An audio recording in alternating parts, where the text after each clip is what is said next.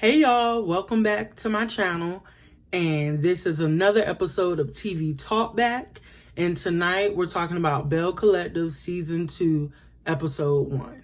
So let's get into it. Last year I watched Belle Collective, but I remember watching it probably a few weeks into the show, and then I just sort of kind of binge watched it, and while it was very much the epitome of like season one of one of these shows, kind of slow in places, forced drama, that sort of thing. I kind of did like the fact that it was a cast of just girl bosses. And so I really did appreciate that. And granted, we see a lot of shows where like the girls are doing things, but the premise of this show, from what I saw, was just a group of women in Jackson, Mississippi, who were, their own boss or bosses, and just trying to get these different business ventures like going or whatever. So I appreciated it for that, but it was a decent show. It was cool. It's on OWN and it's produced by Carlos King. So it has that factor to it, but I thought it was okay. It was okay. So last year, from what I remember, the people who stood out to me were the dentist. I did appreciate her. I thought she was a beautiful girl. Her wigs weren't great, but season one, so what do you expect? But I thought she was a cute girl. I liked her. She's not up here this season. I remember the older lady Marie. I thought she was crazy. She definitely brought the drama. So I do remember her from last season. And Tambra, the lady with the baby pink lip, and I remember it because of that. Like it was a horrible choice. Horrible. And so those are the three women who kind of stood out to me. So that pretty much sums up my feelings about the last season. So let's move on to season 2, episode 1. As we're getting back into the show, we see Latrice.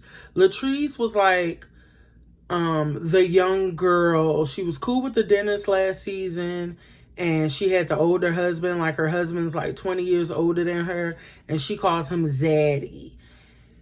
And that's what I remember from her. She had the hair vending machine, the hair salon, and once again, I own hair extensions. Well, a custom wig company, but I sell hair bundles or whatever.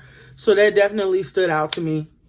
But anywho, we start the episode with Latrice, and she wants to have this high tea event. So that's like the event of the episode. And as we get into season 2, she's, I guess, so we're seeing her dynamic with her 18-year-old stepdaughter, who she says is more just like a friend to her because they have such a close age gap. Anywho, her husband has like 5 kids, but the youngest daughter is the only one that lives with them, and she's about to go to college. Latrice mentions that the kids don't really respect her, in which I'm just like, okay, duh. You're so close in age to them, I'm really not surprised. So, yeah. I'm guessing her storyline this season will be about her husband's desire to have kids and her just not wanting to have one. She feels like a baby will slow her down.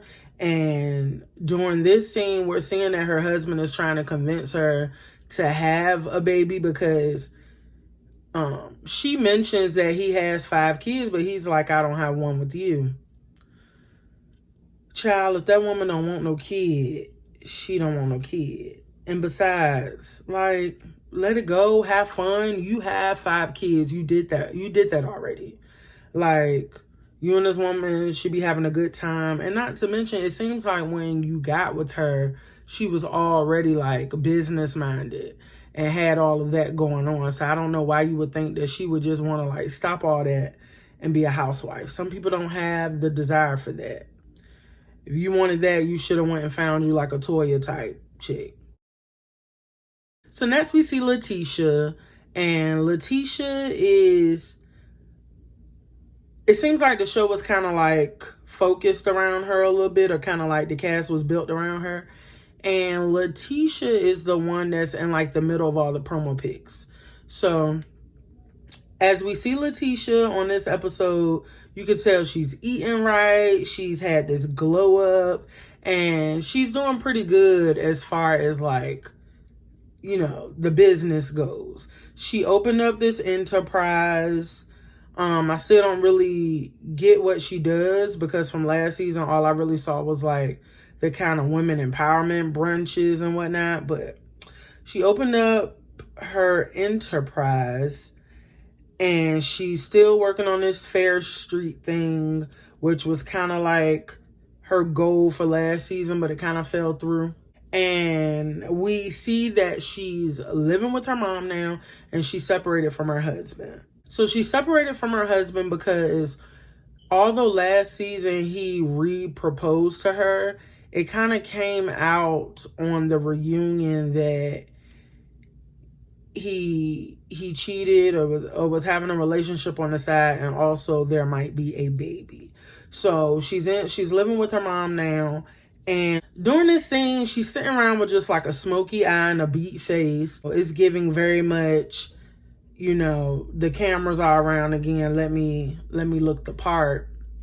So of course that's a little bit overdone, but nonetheless, she's sitting around and she's talking to her mom, and she's waiting for her husband Glenn to come pick up her kid. So he comes to pick up the son, and she's describing how awkward it is and all that, because like they were high school sweethearts. So she's been with this man her whole life. And he eventually picks up the son, and when Glenn and the son leave, she eventually cries. So that's that. So next we have Marie, and Marie is the older lady who I mentioned earlier. I'm assuming she's like the oldest on the cast. I don't mean to keep calling her older, but I know she is. She's a full glam mom, and she owns a bunch of medical practices. And so we see Marie with this blonde bob that she calls her rebirth look. Hate it, absolutely hate it. I thought the black pixie she had last season was fire. And truthfully, I don't want to see her in anything but that. Like, even one of the main kind of conflicts on the last season was when she bought bundles from Latrice's shop or salon, and she comes to like the brunch with the hair, and she's like, I don't like this hair. This is your hair, and I don't like it. And she didn't even look right with that hair. Like, I prefer her with the black pixie, but it looks like season 2 we're getting her.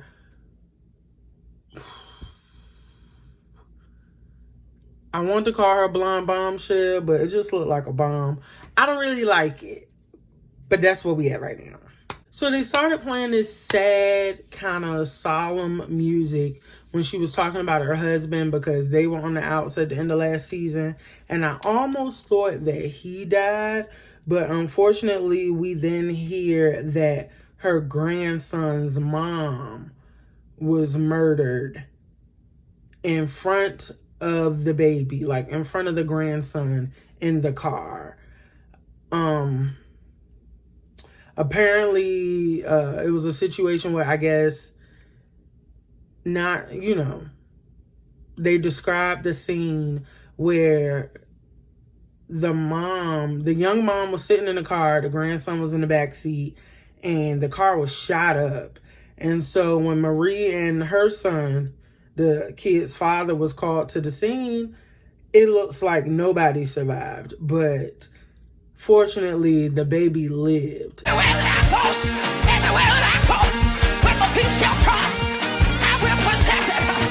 So we basically get to see Marie and her son kind of pick up the pieces after this has happened. And also Marie describes the fact that she has a full house at this point. She has her son, she has a grandkid, like her grandbaby, and her mom, who's struggling with drugs, has also moved in. So husband moved out and all these people are here. So she has a very full load with her businesses and her home life. Marie got a whole lot going on. We also see Essie, who is, I believe, Marie's business partner. Low key, they had, I don't know, they gave off kind of lesbian vibes last year, and so she makes a joke about it because, yeah, I don't know. It was a little bit weird, but I do think Essie was very much passionate about not only her friendship with Marie, but just the fact that Marie wasn't being treated right in a relationship. So maybe that helped contribute to like the lesbian vibes. But nonetheless, we see Essie, and so pretty much in that scene, they're just talking about, you know, her busy life at home and how she's taking care of everything that's on her plate. Next, we have Tambra, and it's a very short scene with her, but I just noticed that she looks so much prettier this season. Like last year, she had like these huge wigs and that bubblegum pink lipstick, and it just was a hot mess. But she looks way more calmed down and subtle this season, and it just makes her look better, so I like it. Next, we're with Letitia again, and she's meeting with Taisha. All of the T names, all of the L's and the T's on this show. Tisha, Tambra, Letitia, Latrice, it's a lot. So Letitia basically meets with Tisha, whatever. I'm gonna get it right. She meets with her, and I believe she's like an assistant or somebody who works closely with her, and we can immediately see that Tisha has a problem with Tambra. Okay, so this is what happened, because I'm looking at my notes and I had to remember. So it's kind of like a scene. The scene with Tambra seems so short because now at this part, you kind of see a back and forth between Tambra and Damon, who we saw her with last season, which was like an ex from a relationship from years ago, but they got back together. So we see Tambra with Damon, and then we see Letitia with Tisha. I'm gonna just call her that for now. And so when Letitia is talking to Tisha, it don't sound right. When Letitia is talking to her, we can tell that the other chick has a problem with Tambra, but she won't reveal what the problem is. And so at the same time, we're seeing Tambra with Damon. And so we get back to the scene with Letitia, and the girl has described Damon as the friend guy. And so I thought friend guy was really weird because it's like, okay, girl, what do you mean? Like, is this a guy that's truly your friend, or is this a guy that you was like talking to and you don't really want to, like, y'all don't have labels? So clearly it is the latter. And it was Letitia who confirmed that Damon is sleeping with her friend. Mind you, Tambra is in the corresponding scene thinking and talking about having a baby with Damon. Follow me? So Tambra is sitting here like finally letting her guard down with Damon. It's been years since they've been together. They're back together. She's comfortable with him. And after having fibroid surgery, they're at the fibroid follow-up appointment, and she's literally considering having a baby with Damon. And then in this other scene, Letitia's getting the tea that her homegirl is low-key sleeping with Damon. already with the drama. So the thing about this scene is that Tambra is at her fibroid follow-up appointment with Damond, and they're talking about IVF and just her biological clock, and that she should be trying to have a baby if she really wants one. And so we don't know how old Tambra is, but they're literally talking about her fertility. So the doctor assumes, like, well, if this is something you want to do, then maybe we need to try these different avenues. And she's like, oh, well, we haven't tried naturally yet. Then what are y'all talking about? Like, that was so confusing to me. If you haven't tried naturally to have the baby, then what is the conversation with the doctor about? Like, I don't know if she's like, before he takes the condom off, I just want to know, is this going to be safe for us? But whatever the case is, she makes it clear that they've been using protection the whole time.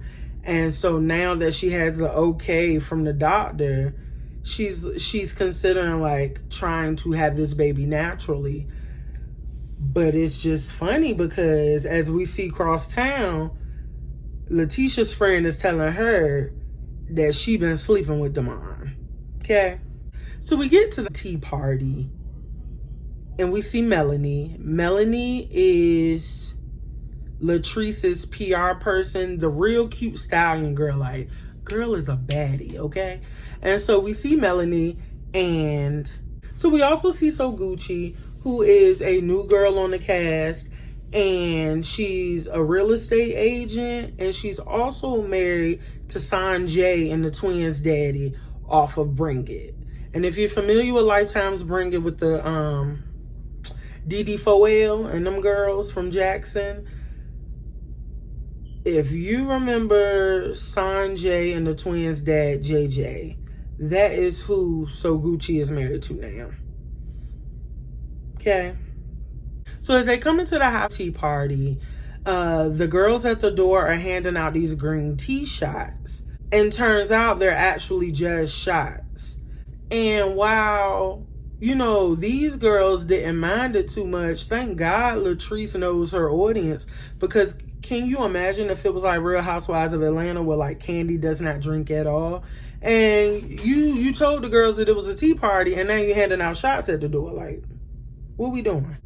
But anywho, at this tea party, we have Latrice, Melanie, Tambra, Letitia, and then the new girl, So Gucci. So Letitia's kind of looking like she sees these empty seats, and she's like, are we the only ones coming or whatever? And so they come to the conclusion that Marie isn't coming. Not only is she dealing with a lot, but her and Latrice kind of had like a falling out at the reunion.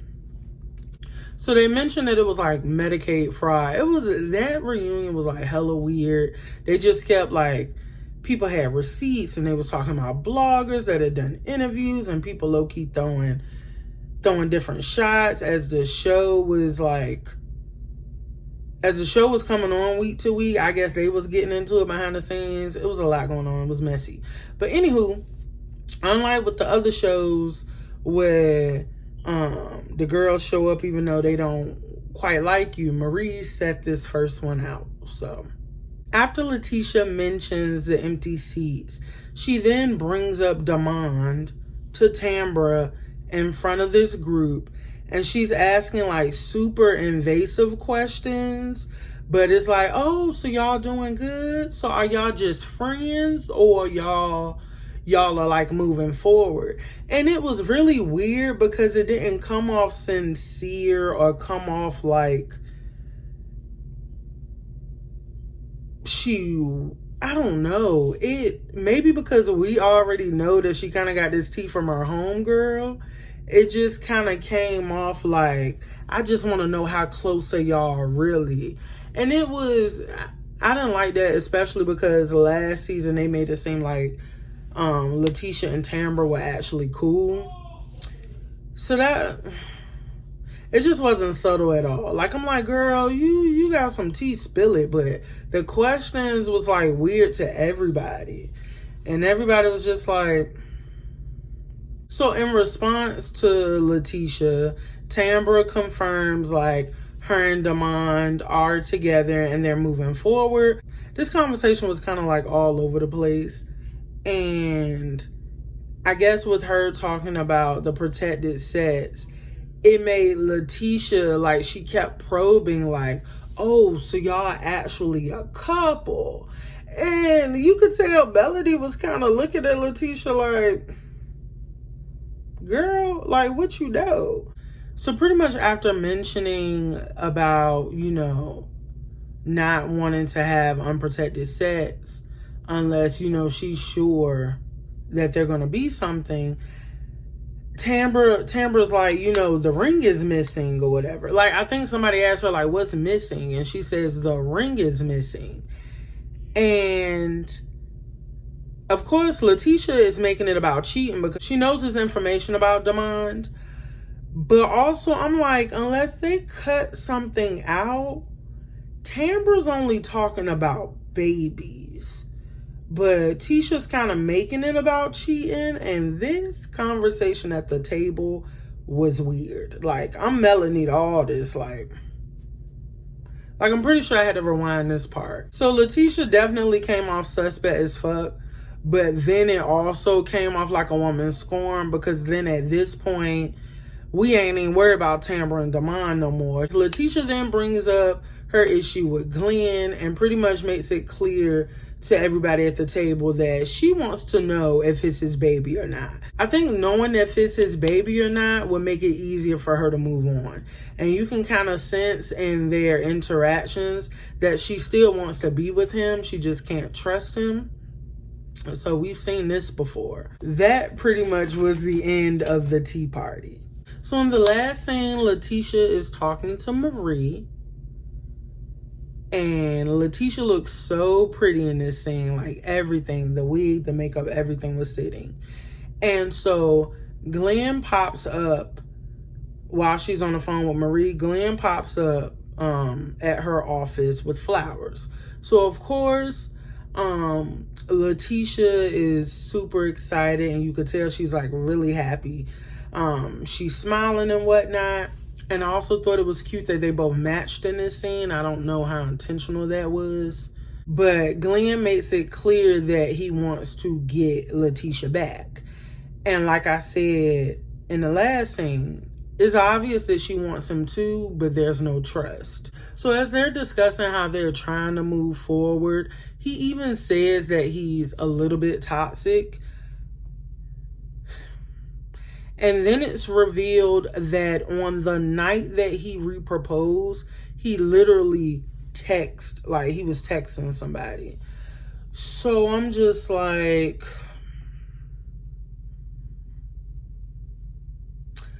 granted we're on season 2 and I don't really know these people, but like, girl, divorce him. Like, y'all doing a lot. And, clearly you have a son and people like to stay together for the kid. But I don't know. I'm just not feeling the dynamic. I don't get it. I don't even know if he's learned anything or if he's remorseful. So if none of those, if none of that is happening, why are y'all here? Like, why are y'all still trying to make that happen? And so she ends this scene and the show ends with her just kind of like yelling out, is it your baby or not? And like I mentioned on the last scene, that's very important to her, because I think that's going to be the deciding factor on which, that's going to determine how she should move forward. And it looks like regardless, she wants to be with him, because she even mentioned, if the baby is his, then she wants to help take care of it. No. Mm-mm. Letitia.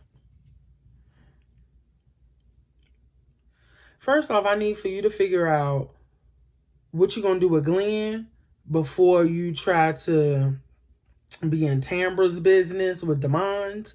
Because even if your intentions are to be a good friend to Tambra, it's coming off low-key messy. And even though you don't have this information, or you say you don't have all these facts, I just think if that girl that you work with, Tisha, Taisha, whatever, if she already connected the dots for you that she know Damon and that she's with Damon, I would have made it okay. Like, is it cool, like, with me to tell Tambra? Because I don't want to be in the middle of this. And then I would have told Tambra. Or I would have told Tambra, I think I got something for you, like some information. I don't know. It's just, the longer she holds on to that and she tries to get more, like, nuggets or whatever, it's just coming off messy. And it looks like you putting yourself in the middle of it. And quite frankly, you got enough going on with Glenn. So, nonetheless, that was season 2, episode 1 of Belle Collective. It looks like it's going to get real nice and crunk this season. And we love drama over here. So, I am excited. I don't know how to feel about the new girls. I think they had a decent cast last year, but the dentist with her new company, she just said she had way too much going on to try to do it again this season. So they bring in these 2 new girls and we will see how they work out. But this was the first video of the second show I'm doing reviews for. So that was Belle Collective, and I hope you enjoyed it. And if you're not watching it, you should check it out. It's actually not a bad show at all, especially about, entrepreneurs and just female business owners. It's really decent. It's not too bad. And the reviews also make it a little better. So I hope you enjoyed this video. And I would like for you so much to like, comment, and subscribe. And I will see you in my next video, which will be Married to Medicine, episode 4. So I will see you for that probably tomorrow on Monday night. But anywho, see you next time. Bye.